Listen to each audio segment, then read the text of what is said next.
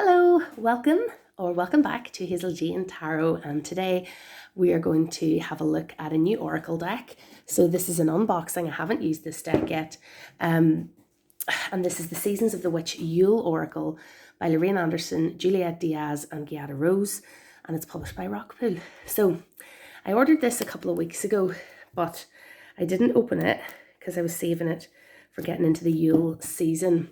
Now, one of my neighbours has put up their Christmas tree already. So I'm filming this on the 19th of November. So we're getting close to what the last week of November, maybe into December would be when I sort of start getting out the Christmassy things. I love Christmas. I love Christmas tree. I love the whole thing. Going shopping for presents and I'm a big fan of this time of year, so I'm excited to have a look at this. But obviously, this being a Yule oracle, not a Christmas oracle, I'm expecting a sort of a more of a pagan witchy focus on this time of year than like everything else nearly that I come across, which is more Christmassy, Christian focused. So this is going to be really interesting to check out. Obviously, there is also the Seasons of the Witch Samhain Oracle. I already have it and I use it at that time of year. So I'm really excited by this whole concept of this collection. And my understanding is the next one up is going to be the Baltana Oracle. So I was a bit sorry they missed out Imbolc. That would be the one I would be really excited to see. But I think Baltana is coming out next year. All right, so this is a little guidebook, which I'm going to guess is very similar to the Samhain Oracle, which I should have here to compare. The Samhain Oracle backs are exactly the same as this, except they are red, and the severed hands are a bit more bloody looking, whereas here we have these little Christmas bows, which is so cute, and the green is lovely and very festive. Green and red is so overtaken by Christmas, isn't it? Like, it's very difficult to get away with wearing something that's like shiny green and red at any other time of year. So take the wee sleeve off. This I love the gilding. So the Samhain Oracle was gilded in like a red, really shiny red. So here we have this fab shiny festive green, which is lovely. I do love a bit of gilding. And here are the cards. So this is interesting. I have no idea what they would pick for like a more pagan focused witchy Yule oracle. So the cards have the same style as the Samhain Oracle in that you've got a title and then like a little poem. I'm not going to read all the poems because that will make this video really long. So here we have Bear Medicine. There's no tomorrow without the healing of the past, for in stillness you shall find yourself right where you are. So they're kind of a little bit abstract, a little bit contemplative. Bear doesn't really resonate with me. A couple of reasons. I live in Northern Ireland, so we don't have any bears. Like the idea of a bear being something that you could encounter in the wild is just not something I'm familiar with because I'm not from that part of the world. But that's okay. There's lots of places in the world that don't have bears. And I also don't really work with animal energy. Like I don't have any real animal oracles or tarots or anything like that. It's not that I don't like animals. It's just, it's not like when people talk about working with, say, bear energy, that's not something I really connect with as an idea at the moment anyway. But anyway, that's the first card. Candle Magic.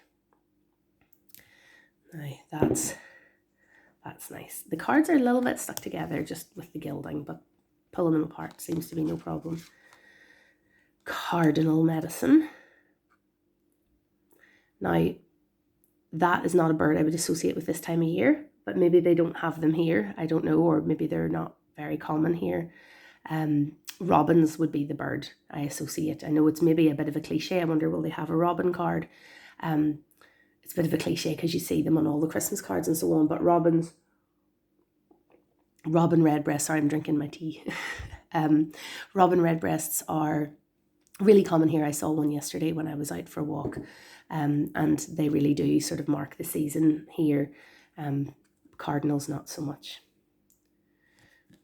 But they do have the same red, so maybe the meanings will be transferable. Ceremony, ooh, kind of eerie with the red cloak and the nudity. I call upon those heralds of winter, dimming light for better sight. Hear thy praise spilling from thy lips, a spell I'll cast for thy spirits in me. Ooh, that's one maybe I want to look up in the book and see what it says. Chills. Oh, yes. I mean, there's something about the cold. I've lived in hot country. I lived in Australia for a number of years, and then I came back to Northern Ireland. And there's something about heat that relaxes your body, isn't there? Like when you're in a warm place, like your shoulder. I found when I came back to the cold, and I mean, it's not very cold here. Like it's not cold like Canada cold, but you know, there's something about the cold where your shoulder blades kind of hunch together, your shoulders are raised, your muscles are tense because of the cold, whereas I find like there's a more of a slack, relaxed feel in heat, and that tension that comes in the body with the cold, I can sort of see that in this image where the way she's kind of holding herself and the idea of chills. And obviously chills has a very negative connotation of like a negative feeling or something. Cold moon.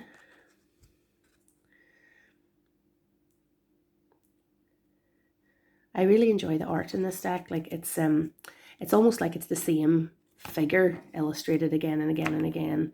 And the sort of ghostly, unnatural whiteness of the skin and so on. It just sort of, it gives the whole thing a sort of an eerie, ghostly vibe. Like it maybe reminds me of, the dark hair. I'm thinking of something like Ringu, the horror film, with the ghosts having long black hair and so on. Just a slightly eerie feel to it. Contemplation. Crone. That's nice. In the winter of life. That's a great face, actually. That's a much more real face, isn't it, than some of the kind of ghostly faces that we have in some of the other cards. It's nice. Thy wisdom befriends the honor in which weaves blood within blood, a harrowing call from the depths of your sacredness. It's like, what does that mean? You have to sit with it for a minute or read the guidebook entry. Darkest hour. Yeah. I'm not a fan of the long dark nights. In this country in the winter, we start to get dark at, once you get really in close to the solstice, you're talking about 4:30. It's dark in the evening and it doesn't get light until maybe heading towards 9 a.m.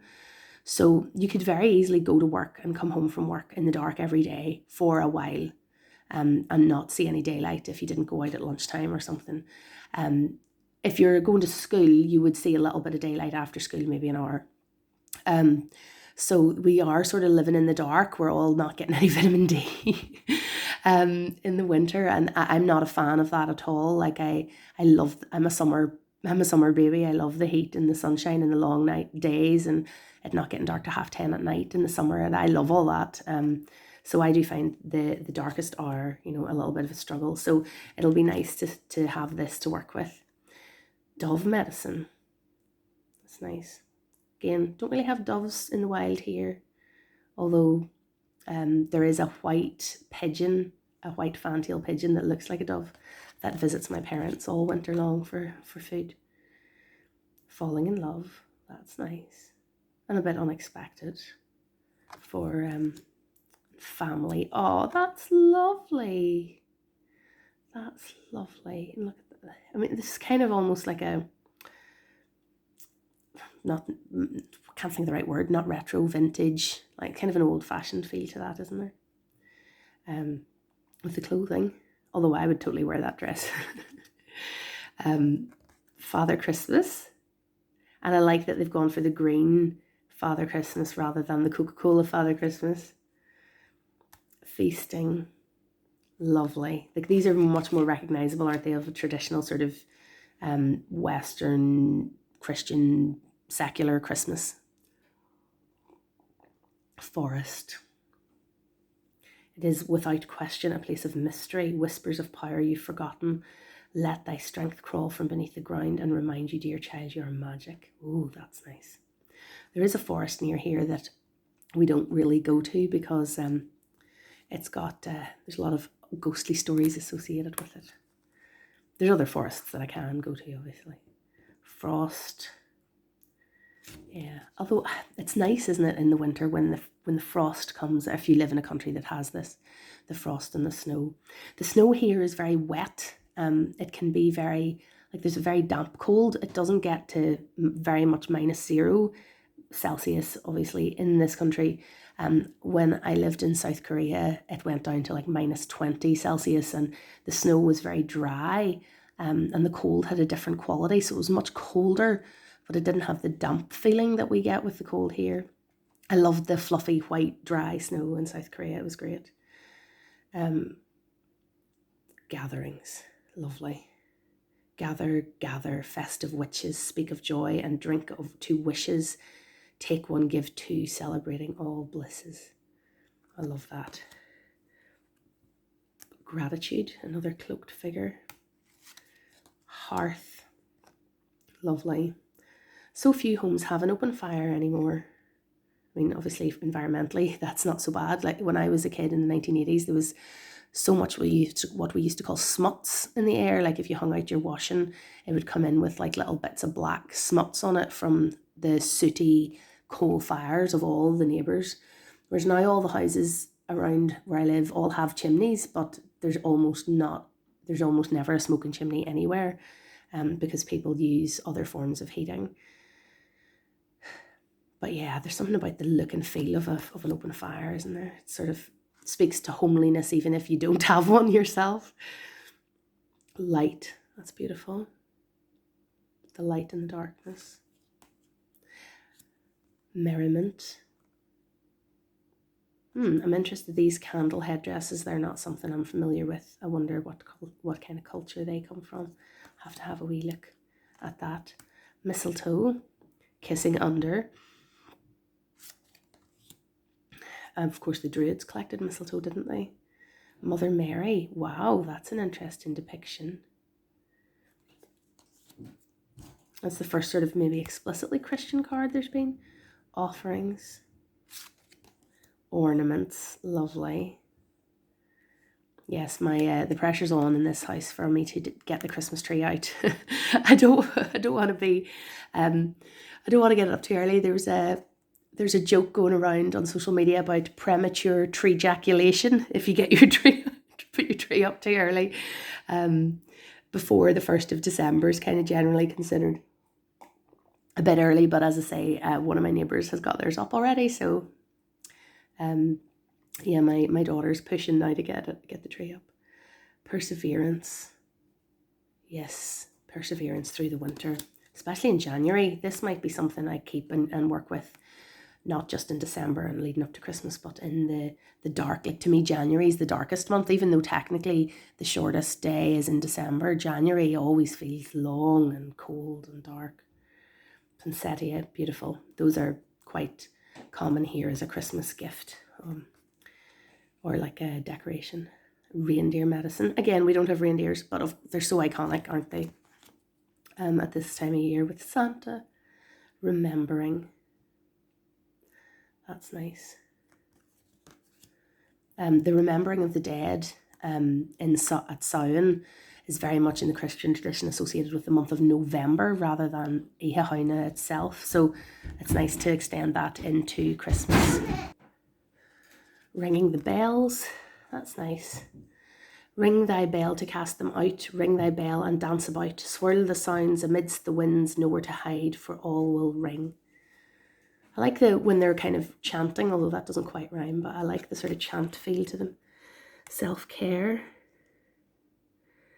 that's nice. And another kind of oddly Victorian dress. Or it's probably not Victorian at all. I don't know fashion history. Silent night.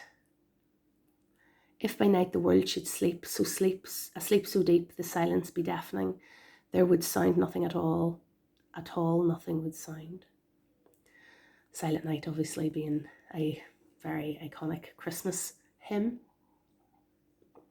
which one of the first ones that, you learn as a child at school in this country. Snow.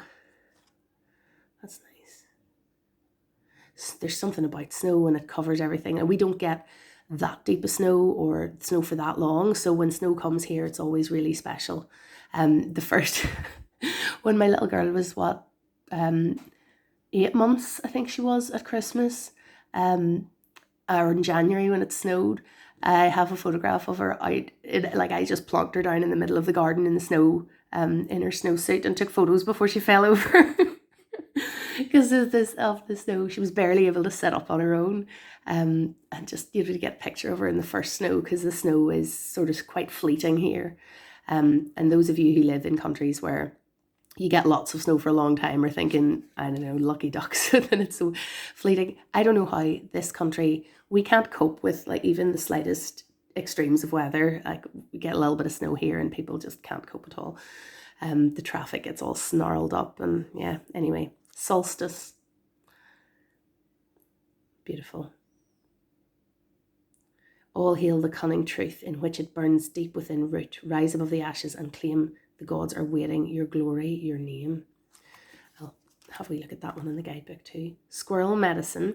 Squirrels are so recognizable as that figure of kind of hoarding your, keeping what you need for the winter and getting through the winter with your resources and so on. So while I'm not big into animal decks, an icon like a squirrel is familiar enough to me, from everything in our culture, in pop culture, that I can work with that. Star, lovely. Follow the star, for they know best. So that's interesting, is taking this idea of following the star from the Christian Christmas story, but changing it to following the stars, which is more like astrology, and that's interesting. Storm. Oh, unusual. She's like a giant. Telling stories, lovely. That's a big part of my life at the moment, with a small person, reading stories, telling stories. Tranquility. In thy womb of blissful quieting and calming stillness lives a world of spells, a world of worlds spellbound to the silence. Oh, it's kind of cheesy, but I like it. Turning inward. Ooh, that's like the Ghost of Christmas Future, isn't it? From the Dickens Christmas Carol. It's interesting that the Ghost of Christmas Future is the scariest one, not knowing what's ahead. Of course, when we're with divination, some of us are very often trying to figure that out. That what's ahead and being prepared. The unknown. That's interesting. Wise men. What a great face. It's a little bit like the Father Christmas face in terms of the design of the image. If it wasn't for the familiar songs that echo through my spine, I would have lost what is lost and never found my purpose. I'm going to have to go and attend to a small person for a second. Wreath. There's been a real uptick in the putting of wreaths on front doors in Northern Ireland recently. I've noticed wreaths at Christmas are very common, but I've noticed people putting up Halloween wreaths and summer wreaths, garlands of flowers on the doors in the summer and so on, marking the different seasons, which is really nice. And people are maybe doing it just as a decorative thing, but it does have that seasonal witchy feeling to it, doesn't it? There's a friend, a colleague I know, makes beautiful wreaths, and I've bought them for the last few years. But this year, the same person is holding a wreath making workshop. So I'm going to be making my own wreath this year, so that'll be really nice. So I'll maybe put a photo on my Instagram or something whenever I do it. If it looks like anything. If it looks terrible, you'll not see it. And Yule log. The Yule log is something I remember doing in primary school, decorating a Yule log, having spraying it with fake snow and sticking on little plastic Santas. I think my parents still have my Yule log that I made in school as a festive decoration.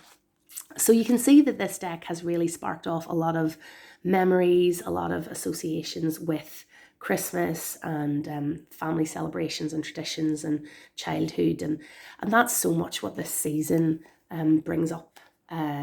So that's really nice. I'm really delighted that I've had that reaction to this deck, because it means that I'll have like a kind of a emotional connection with it when I pull cards from it.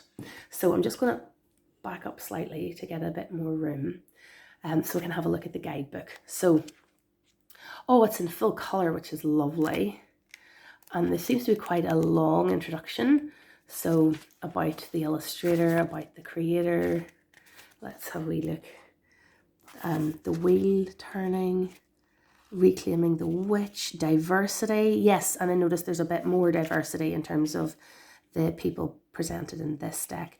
It's not all the ghostly young female witch character. There's been a few other people depicted in that deck. Not loads, but a few. A note on religion, that'll be interesting to read. How to use these cards. Invocations. Oh, this is interesting. So rather than just divination, using them beyond Yule. Lovely, because I think I will use it on into January.